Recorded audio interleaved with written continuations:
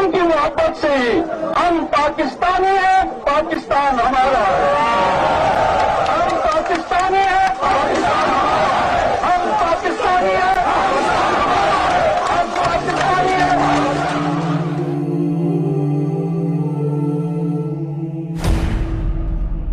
حریت رہنما سید علی گیلانی 29 ستمبر 1929 کو ضلع بارہمولہ کے قصبے سوپور میں ایک آسودہ حال گھرانے میں پیدا ہوئے۔ ان کے والد کا نام سید پیر شاہ گیلانی تھا۔ ان کے اجداد مشرق وسطی سے ہجرت کر کے کشمیر میں آباد ہوئے۔ ابتدائی تعلیم سوپور میں حاصل کرنے کے بعد وہ اعلیٰ تعلیم کے لیے اورینٹل کالج لاہور چلے گئے، جہاں وہ جماعت اسلامی کے بانی مولانا مودودی کے خیالات اور علامہ اقبال کی شاعری سے بے حد متاثر تھے۔ 1949 میں بطور استاد ملازمت شروع کی اور 12 برس تک مختلف اسکولوں میں پڑھاتے رہے۔ انہوں نے 1953 میں جماعت اسلامی میں شمولیت اختیار کی۔ شعر و سخن اور حسن خطابت کی وجہ سے بہت جلد جماعت کے اہم رہنما کے طور پر مشہور ہو گئے۔ سید علی گیلانی نے 1972 اور 1977 میں جماعت اسلامی کے ٹکٹ پر انتخابات میں حصہ لیا اور سوپور سے رکن اسمبلی منتخب ہوئے۔ 1987 کا الیکشن مسلم متحدہ محاذ کے پلیٹ فارم سے لڑا، جس کے قائد وہ خود تھے۔ اس اتحاد کو اسمبلی میں آنے سے روکنے کے لیے بدترین دھاندلی کی گئی، لیکن اس کے باوجود وہ اسمبلی میں پہنچ ہی گئے۔ مقامی اسمبلی میں وہ مسئلہ کشمیر کے حل کی وکالت کرتے رہے۔ کشمیر میں جب مسلح تحریک شروع ہوئی تو محاذ کے ایک رکن اسمبلی عبدالرزاق پر اسرار حالت میں مارے گئے تو سید علی گیلانی سمیت 4 ارکان اسمبلی کی رکنیت سے استعفیٰ دے گئے۔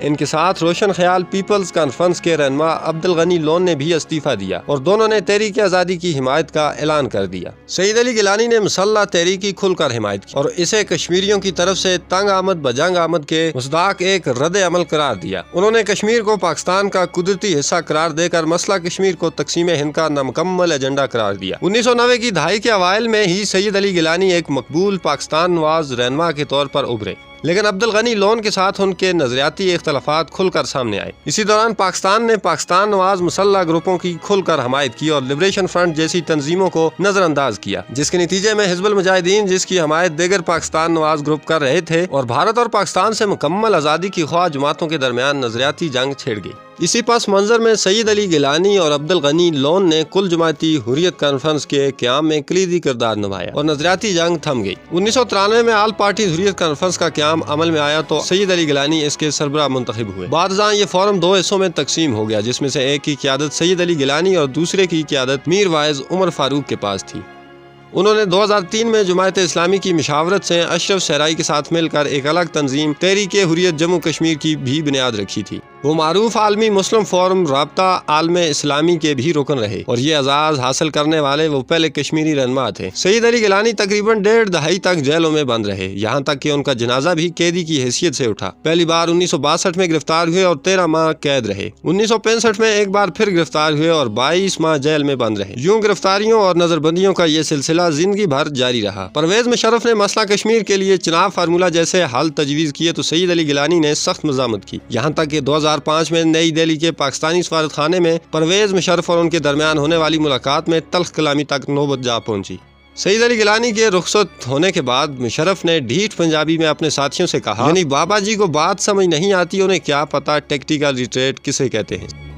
ہندوستان اور پاکستان کے درمیان تعلقات خوشگوار ہو گئے ہیں، لیکن جہاں تک اصل سرزمین جو ہے، جو بنیادی وجہ ہے ساری صورتحال کی، وہ کشمیر ہے۔ وہاں کوئی تبدیلی دیکھنے میں نہیں آتی۔ سینٹرل یونیورسٹی آف کشمیر میں قانون کے پروفیسر شیخ شوکت حسین کہتے ہیں کہ پاکستان کو چیلنج کرنے سے سید علی گیلانی کی مقبولیت میں اضافہ ہوا، ان کا موقف مزید مضبوط ہو گیا اور وہ نوجوانوں کے لیڈر بن گئے۔ احتجاجی مظاہروں میں نوجوان ان کی تصویر ایک انقلابی رہنما کے طور پر بلند کرنے لگے۔ اپنے موقف پر ڈٹے رہنے کی وجہ سے نوجوانوں نے سید علی گیلانی کی حمایت میں کئی نعرے بھی ایجاد کیے، مثلاً کون کرے گا ترجمانی سید علی شاہ گیلانی، اور نہ جھکنے والا گیلانی نہ رکنے والا گیلانی۔ سید علی گیلانی کے موقف کو اس قدر مقبولیت کیوں ملی؟ اس کے جواب میں تجزیہ نگار اعجاز ایوب کہتے ہیں، کشمیریوں نے شیخ محمد عبداللہ کو اپنا نجات دہندہ سمجھ کر اسے خوب پیار دیا، لیکن 22 سال تک رائے شماری کی تحریک چلانے اور اتنی ہی مدت جیل میں گزارنے کے بعد 1971 میں جب انہوں نے اندرا گاندھی کے ساتھ سمجھوتا کر کے کشمیر کا اقتدار سنبھالا تو کشمیریوں کی توقعات کا قتل ہو گیا۔ سید علی گیلانی نے موقع دستیاب ہونے کے باوجود کوئی سمجھوتا نہیں کیا اور لوگوں کو سید علی گیلانی میں 1971 سے پہلے والا شیخ عبداللہ نظر آیا۔ 2014 میں جب نریندر مودی نے نئی دہلی میں بی جے پی کی غالب اکثریت کے ساتھ اقتدار سنبھالا تو کشمیر کی طرف نئی دہلی کا رویہ سخت ترین ہو گیا۔ خدشات اور خوف کی فضا کے بیچ حریت کانفرنس کی ماڈریٹ حلقوں کا لہجہ گیلانی کے ساتھ ملنے لگا اور نظریاتی اختلافات کے باوجود میر واعظ عمر فاروق، سید علی گیلانی اور یاسین ملک کی سیاسی سمت ایک جیسی نظر آنے لگی۔ 2016 میں برہان وانی کی شہادت کے بعد برپا ہونے والی عوامی تحریک نے تینوں رہنماؤں کو مشترکہ مزاحمتی فورم نامی بینر تلے اکٹھا کر لیا اور عوام کی غالب اکثریت نے اس اتحاد پر اطمینان کا اظہار بھی کیا، کیونکہ فورم کی اپیلوں پر ہڑتالیں ہوتی تھیں اور مظاہرے بھی ہوتے تھے۔ اس فورم کی قیادت میں ہی ہند مخالف تحریک 2019 کے موسم گرما تک چلی، لیکن نریندر مودی کے دوبارہ برسر اقتدار آتے ہی جماعت اسلامی اور لبریشن فرنٹ کو کالعدم قرار دیا گیا اور سینکڑوں رہنماؤں سمیت یاسین ملک کو بھی جیل میں بھیج دیا گیا۔ سید علی گیلانی پہلے ہی کئی برسوں سے گھر میں نظر بند تھے۔ پھر اسی سال 5 اگست کو کشمیر کی خصوصی آئینی حیثیت کے خاتمے کا اعلان کر دیا گیا، جس کے نتائج کشمیری آج بھی گرفتاریوں اور خوف و ہراس کی صورت میں بھگت رہے ہیں۔ عمران خان کے دور حکومت میں ایک بار پھر کشمیر کے کئی حل سامنے آنے لگے تو سید علی گیلانی نے وزیر اعظم عمران خان کو خط لکھ کر خبردار کیا کہ ایسی کوششیں نہ کی جائیں جن سے مسئلہ کشمیر سرد خانے کی نظر ہو جائے یا جن سے تقسیم کشمیر کی بو آئے۔ اس سوال کو اٹھانے پر انہیں ہندوتوا کا ایجنٹ اور غدار قرار دیا گیا۔ سید علی گیلانی کا ذاتی موقف الحاق پاکستان تھا، لیکن سب سے پہلے وہ کشمیریوں کے حق خود ارادیت یعنی رائے شماری کو بنیادی مسئلہ قرار دیتے تھے۔ اسی مقصد کے لیے وہ ساری زندگی کوشاں رہے۔ عالم اسلام کے اتحاد میں ہی وہ تمام مسلمانوں کی بقا سمجھتے تھے۔ ساری زندگی ہم پاکستانی ہیں، پاکستان ہمارا ہے جیسے نعروں کو وادی میں لگانے والے سید علی گیلانی کو پاکستانی حکومت اور پاکستانی اسٹیبلشمنٹ نے پاگل بڈھا، ہندوتوا کا ایجنٹ اور غدار جیسے القاب سے بھی نوازا، لیکن اس کا جواب آج تک کسی نے نہیں دیا کہ کیا پاکستان کے نزدیک سید علی گیلانی ایسے القاب کے حقدار تھے۔ سید علی گیلانی نے ہمیشہ جموں کشمیر کو اتفاق و اتحاد کا درس دیا۔ میر واعظ عمر فاروق اور یاسین ملک کو دائیں بائیں ہمیشہ ساتھ رکھا۔ 14 اگست 2020 کو پاکستانی صدر ڈاکٹر عارف علوی نے حریت رہنما سید علی گیلانی کو آزادی کے لیے بے مثال جدوجہد پر پاکستان کے سب سے بڑے اعزاز نشان پاکستان سے نوازا اور ایوان صدر میں منعقدہ تقریب میں سید علی گیلانی کے لیے یہ ایوارڈ حریت کانفرنس آزاد کشمیر کی شاخ نے وصول کیا۔ سید علی گیلانی نے اپنی تصنیف و تالیف اور خطابت کی خوبیوں سے بھی عوامی بیداری کا خوب کام لیا۔ انہوں نے 2 درجن سے زائد کتابیں لکھی، جن میں ولر کنارے، رواداد کفس، اقبال، روح دین کا شناسہ، قصہ درد، نوائے حریت، بھارت کے استعماری حربے، عیدین، مقتل سے واپسی،